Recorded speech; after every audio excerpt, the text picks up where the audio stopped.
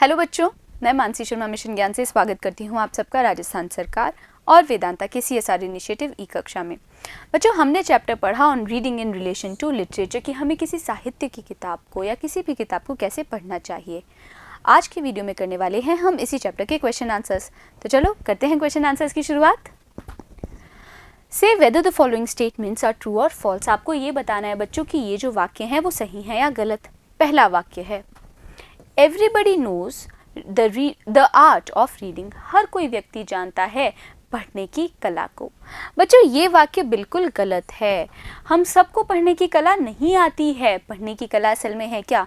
किसी किताब का अभिप्राय समझना और उसमें लिखे हुए शब्दों को समझना, पर हम ऐसा नहीं करते। हम तो मनोरंजन के लिए किताब को पढ़ते हैं। दूसरा वाक्य Reading in true sense means reading the words or characters automatically and pronouncing them correctly. तो असल मायने में पढ़ने का मतलब ये है कि शब्दों को पढ़ना और उनका उच्चारण करना सही रूप से। क्या इसी को रीडिंग बोलते हैं बच्चों? नहीं, इसको भी रीडिंग नहीं कहा जा सकता। इसीलिए ये स्टेटमेंट भी क्या होगा? फॉल्स होगा। तीसरा, A scholar should keep in mind that a book should not be read for mere amusement. तो एक अध्येता को ये याद रखना चाहिए कि एक किताब केवल मनोरंजन के लिए नहीं पढ़ी जानी चाहिए। बच्चों, ये वाक्य बिल्कुल ट्रू है। किताब मनोरंजन के लिए नहीं होती। किताब दरअसल हमारे दिमाग का एक भोजन है। चौथा, We can consider the judgment of a single person infallible. तो हम एक व्यक्ति के निर्णय को क्या कर सकते हैं? मान सकते हैं। क्या ये बात सही है किताबों के बारे में कि भाई एक व्यक्ति का निर्णय बिल्कुल सही होगा? नहीं बच्चों, ये वाक्य भी क्या है? फॉल्स है। पांचवा, great books never become outdated. जो महान किताबें हैं वो कभी आउटडेटेड नहीं होती। ये वाक्य बिल्कुल ट्रू है बच्चों, बिल्कुल सही है। जो महान किताबें हैं, हम उन किताबों को जितनी बार पढ़ते हैं हमें नए मतलब मिलते रहते हैं, नए मतलब प्रकट होते रहते हैं हमारे सामने। Answer the following questions in about 30 to 40 words each. तो अब जो सवाल आएंगे ना, 30 से 40 शब्दों में आपको उन सवालों के उत्तर देने हैं। पहला सवाल, who is able to read very well even before reaching the age of 25 years. कौन सा व्यक्ति बहुत अच्छे प्रकार से पढ़ने में समर्थ है 25 साल की उम्र से पहले ही? कौन सा व्यक्ति होगा बच्चों? देखिए, According to the author, लेखक के मुताबिक, people who are able to read very well even before reaching the age of 25 are those who are born with a kind of inherited literary instinct. तो बच्चों, वो लोग जो कि बहुत अच्छे से पढ़ने में सक्षम होते हैं 25 साल की उम्र से पहले ही, वो कैसे होते हैं बच्चों? उन्होंने इनहेरिट किया होता है, यानी कि उनको वंशागत साहित्यिक समझ मिली होती है। They are very rare. और ऐसे जो लोग हैं वो बहुत रेयर होते हैं, दुर्लभ होते हैं। दूसरा सवाल, how much is retained in the mind of a reader who reads only for amusement. तो बच्चों, कितनी बातें एक ऐसे रीडर के दिमाग में रह जाती हैं जो केवल मनोरंजन के लिए किताब को पढ़ता है? देखिए, a reader who reads only for amusement, एक रीडर जो केवल मनोरंजन के लिए किताब को पढ़ता है, retains in his mind only very little of the text. उसके दिमाग में केवल उस टेक्स्ट का, यानी कि जो वो पढ़ रहा है उसका बहुत थोड़ी बातें उसके दिमाग में रह पाती हैं। It is so because while reading, ऐसा होता है क्योंकि पढ़ते समय his mind is occupied with other subject, उसके दिमाग में दूसरी बातें चलती रहती हैं। He reads without paying attention to the contents, वो उन विषय वस्तुओं के ऊपर ध्यान देते हुए नहीं पढ़ता। तीसरा सवाल, Why are most of the persons unable to express their original opinion about a book? ज़्यादातर लोग अपनी जो किताब वो पढ़ते हैं उसके बारे में एक असली राय देने में असमर्थ क्यों होते हैं बच्चों? क्योंकि वो उस किताब को ध्यान से नहीं पढ़ते, वो उस किताब को केवल मनोरंजन के लिए पढ़ रहे होते हैं। तो देखिए कैसे लिखेंगे, Most person are unable to express their original opinion about a book. ज़्यादातर लोग अपना एक असली जो विचार है किताब के बारे में वो बताने में असमर्थ होते हैं, क्योंकि they read it just to amuse themselves. वो उस किताब को पढ़ते हैं केवल खुद को अम्यूज़ करने के लिए, अपने मनोरंजन के लिए, to pass time, केवल समय व्यतीत करने के लिए। in 1 hour or 2, they finish the whole book and are left with only a vague idea about it. वो 1 या 2 घंटे में किताब को ख़त्म कर लेते हैं और उस किताब के बारे में उनके दिमाग में एक अस्पष्ट सा ही विचार रहता है, वो ध्यान से किताब को नहीं पढ़ते हैं। चौथा सवाल, What does the author mean by hard reading? लेखक का क्या अभिप्राय है हार्ड रीडिंग से? देखिए, अकॉर्डिंग टू द ऑथर, लेखक के अनुसार, hard reading means reading a book thoroughly. Hard reading का मतलब है किताब को बिल्कुल अच्छे से पढ़ना। It includes studying all the meanings and aspects of the text, और इसके अंदर शामिल है सारे मतलब को समझना और उस टेक्स्ट के यानी कि जो लिखा है उसके अभिप्रायों को समझना। Unlike reading for amusement, the hard study is done slowly. भाई, जिस प्रकार से हम मनोरंजन के लिए पढ़ते हैं ना, तो 1 या 2 घंटे में किताब पढ़ लेते हैं, पर उस प्रकार से नहीं। हार्ड रीडिंग जो होती है वो धीरे धीरे की जाती है, and thinking about the contents of book, और हार्ड रीडिंग की जाती है उस किताब की विषय वस्तु के बारे में सोचते हुए।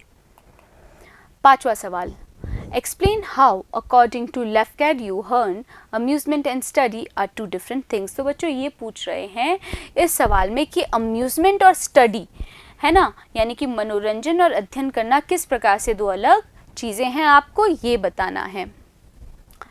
According to Lafcadio Hearn, तो बच्चों लेखक का नाम है कि Lafcadio Hearn के मुताबिक reading a book thoroughly with all its meanings and aspects slowly and thinking about it is study.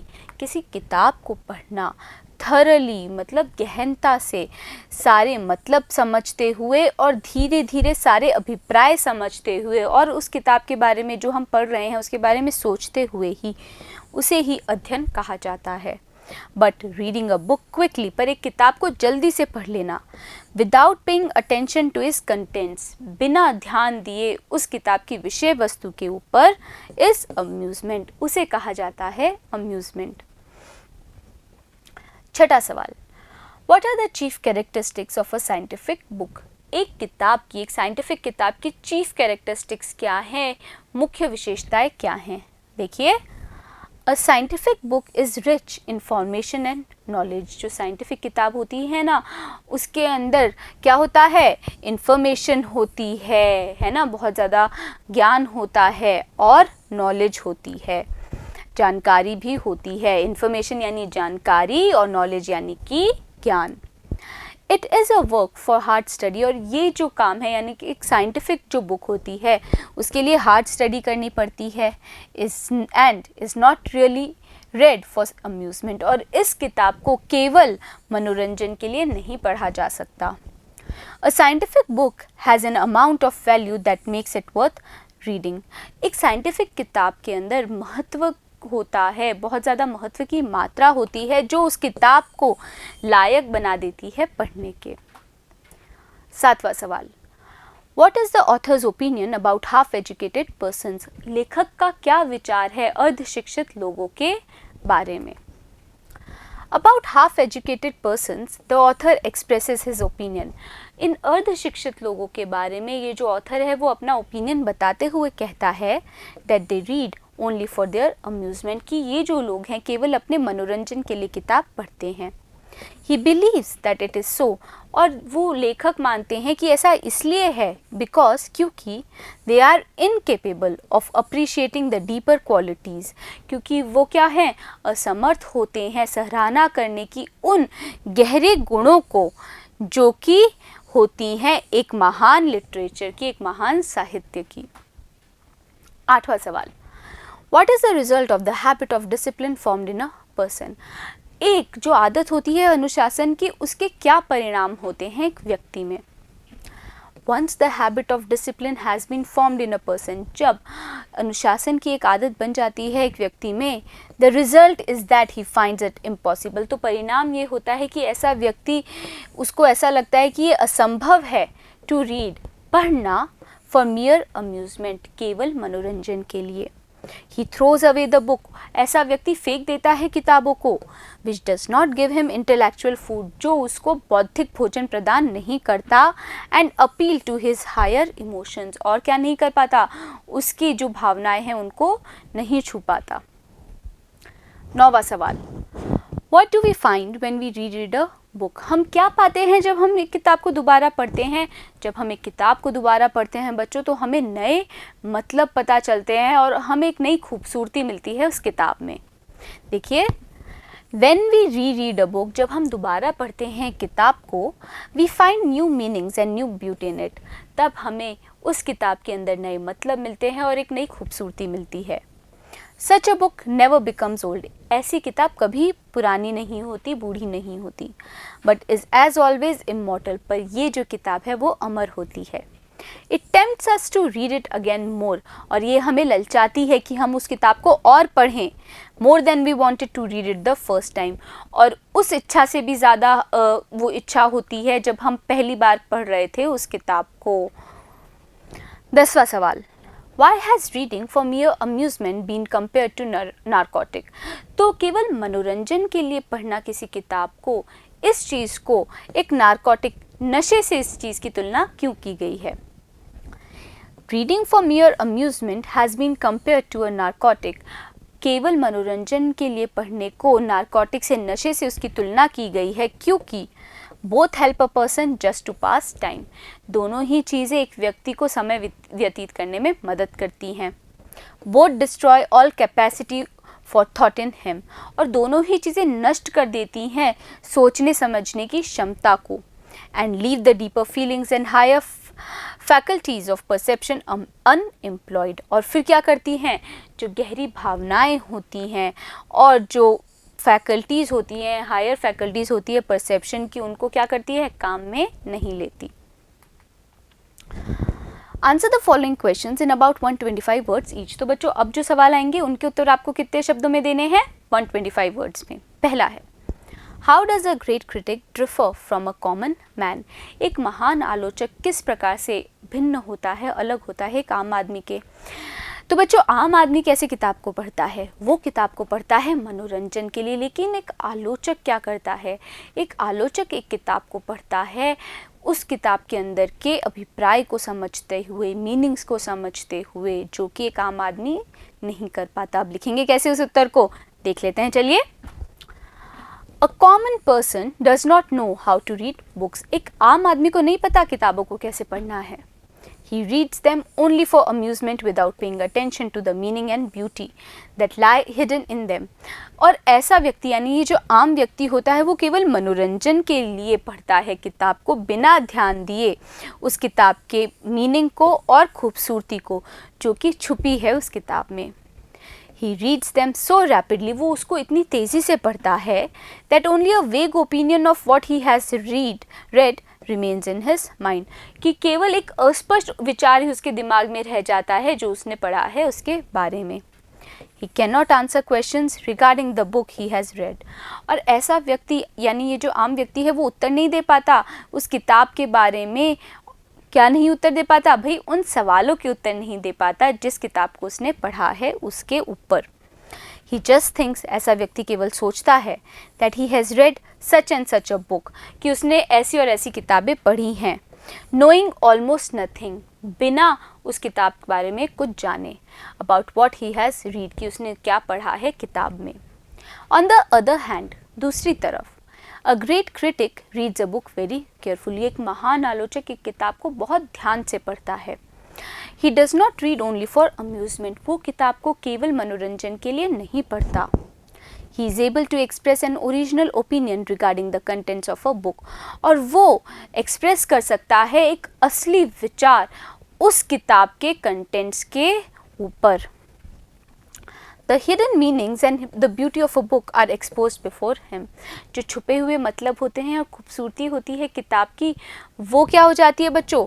वो प्रकट हो जाती है एक आलोचक के सामने. Thus, a great critic differs from a common person and is a better reader. तो बच्चों, इसी प्रकार से एक महान आलोचक एक आम व्यक्ति से अलग है और एक ये जो आलोचक होता है ये एक बेहतर रीडर होता है. दूसरा सवाल, a good book of fiction और रोमांस और poetry is a scientific work, explain. तो बच्चों, लेखक ने आपसे आपको कहानी के अंदर एक लाइन बताई थी। उस लाइन में लेखक ने कहा था कि एक अच्छी किताब, चाहे वो काल्पनिक कथा की हो, प्रेम कथा की हो, पोइट्री की हो, वो भी एक साइंटिफिक वर्क होता है। इस बात की आपको व्याख्या करनी है। तो बच्चों, क्यों ये सब चीज़ें साइंटिफिक वर्क बोली गई हैं लेखक के द्वारा? इसलिए बोली गई हैं क्योंकि इन चीज़ों के अंदर इंसान के स्वभाव के बारे में बताया जाता है, और ये जो इंसान का स्वभाव है ये भी तो जीवन का साइंस ही है ना, जीवन का विज्ञान ही है। इसी कारण से लेखक ने इन सभी चीज़ों को साइंटिफिक वर्क कहा है। देखिए कैसे लिखेंगे उत्तर को। It is generally believed that a good book of fiction, romance or poetry has no scientific basis. तो ज़्यादातर यानी आमतौर पर ये माना जाता है कि एक अच्छी किताब काल्पनिक कथा की, प्रेम कथा की या कविता की, उसका कोई साइंटिफिक बेसिस नहीं होता, साइंटिफिक आधार नहीं होता। No scientific principles are supposed to have an impact on its composition.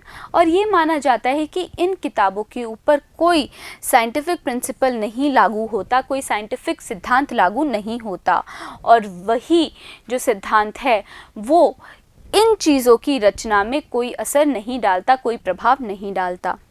But the author thinks otherwise. लेकिन जो लेखक है हमारे इस चैप्टर का, वो कुछ अलग सोचता है।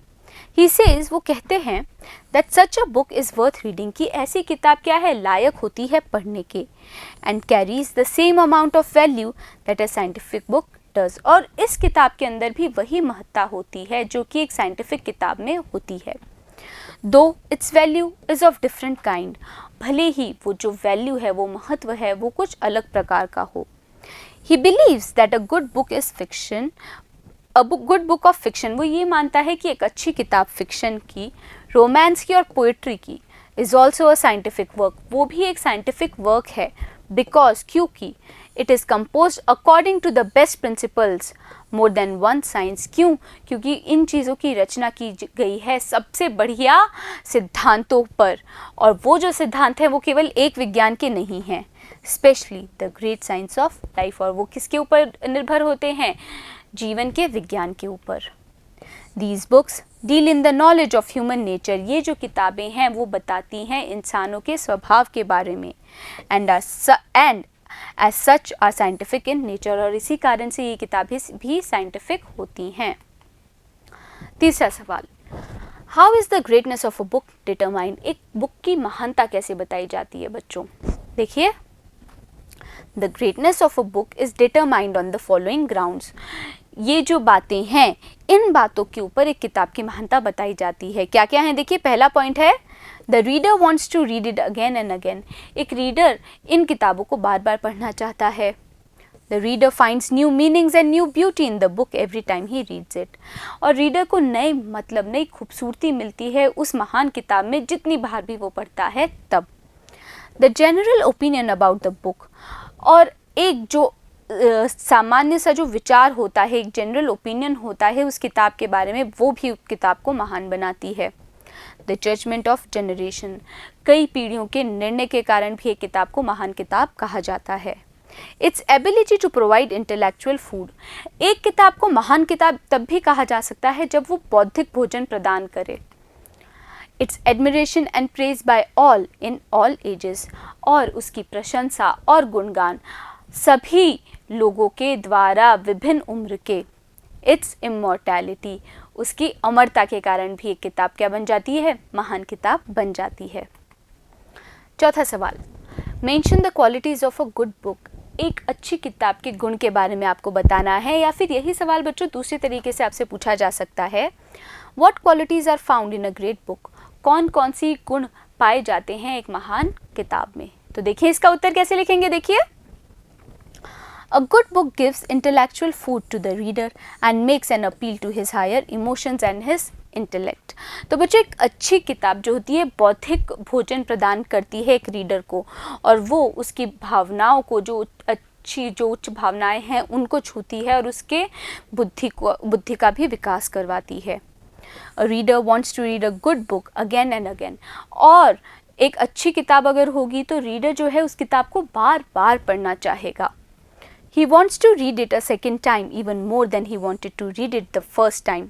तो बच्चों, हर बार ये जो व्यक्ति है उस किताब को और भी ज़्यादा पढ़ना चाहता है, उस इच्छा से भी ज़्यादा जिस इच्छा से उस किताब को उसने पहली बार पढ़ा था।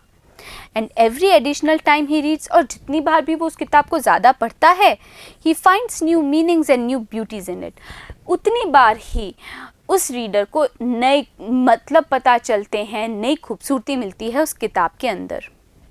A good book is praised and admired in all edges, एक अच्छी किताब की तारीफ़ की जाती है, उसके गुण गाए जाते हैं हर उम्र में।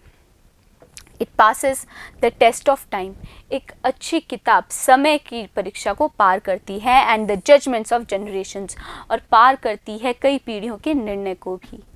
It delights a reader more and more as he grows in years, और ये प्रसन्न करती है पढ़ने वाले को और भी ज़्यादा जैसे जैसे वो रीडर उसको पढ़ता है अपनी उम्र में। A really good book has a value that lies hidden within it. एक अच्छी किताब के अंदर एक महत्व होता है जो छिपा हुआ होता है। This is why, इसी कारण से it grows exactly in proportion to the growth of the reader's mind. ये उसी अनुपात में एक अच्छी किताब बढ़ती है जैसे कि पढ़ने वाले का दिमाग। It never becomes old and is immortal. और ये किताब कभी बूढ़ी नहीं होती, पुरानी नहीं होती, और ये अमर है।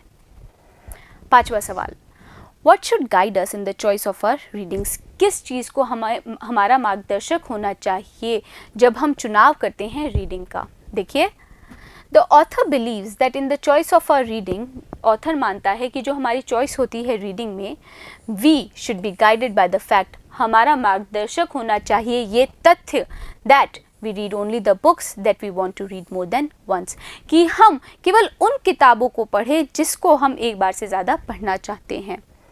सच books provide food for our intellect, ऐसी किताबें भोजन प्रदान करती हैं हमारी बुद्धि को, and appeal to our higher emotions, और अपील करती हैं हमारी भावनाओं को। We should pay attention to the general character of the value, हमें क्या करना चाहिए? ध्यान देना चाहिए जो विशेषता है, जो महत्व है, जो छुपा हुआ होता है इन महान किताबों के अंदर। We should read such books that never become old and are immortal works of literature. हमें वो किताबें पढ़नी चाहिए बच्चों जो पुरानी नहीं होती और एक अमर कार्य है साहित्य का। They are admired in all the ages. और ये किताबें क्या होती है बच्चों? ये किताबें प्रशंसित की जाती हैं हर उम्र में। Though they are not comprehended fully at the first reading, भले ही ये किताबों को पहली बार में नहीं समझा जा सकता, in all their subsequent readings they bring out new meanings and new beauty. पर जितनी बार भी आगे हम उस किताब को पढ़ते हैं उतनी बार वो किताब नए मतलब हमें समझाती है, नई खूबसूरती बताती है जो कि छिपी हुई होती है उनके अंदर। Great books grow in direct proportion to our age and experience of life. जो महान किताबें होती हैं ना बच्चों, वो उसी अनुपात में बढ़ती है जैसे कि हमारी उम्र और जीवन का अनुभव। 6वां सवाल, What does the author mean by, लेखक का क्या मतलब है? A great book grows exactly in proportion to the growth of reader's mind, कि एक महान किताब उसी तरीके से बढ़ती है जैसे कि पढ़ने वाले का दिमाग उसी अनुपात में बढ़ता है। देखिए, A great book is not comprehended in all its meaning and beauty in one reading. पहली बार में ही एक महान किताब की जो बातें हैं हम उन्हें नहीं समझ सकते। Only the narrative is absorbed. केवल हम बस कथा समझ जाते हैं। Sometimes, कई बार, it takes humanity hundreds of years to find out what is there in a great book. कई बार मानव जाति को कई सौ साल लग जाते हैं ये पता लगाने में कि एक महान किताब के अंदर है क्या।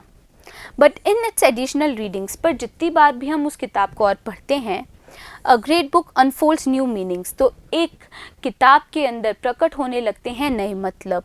To a man as he grows in experience and age.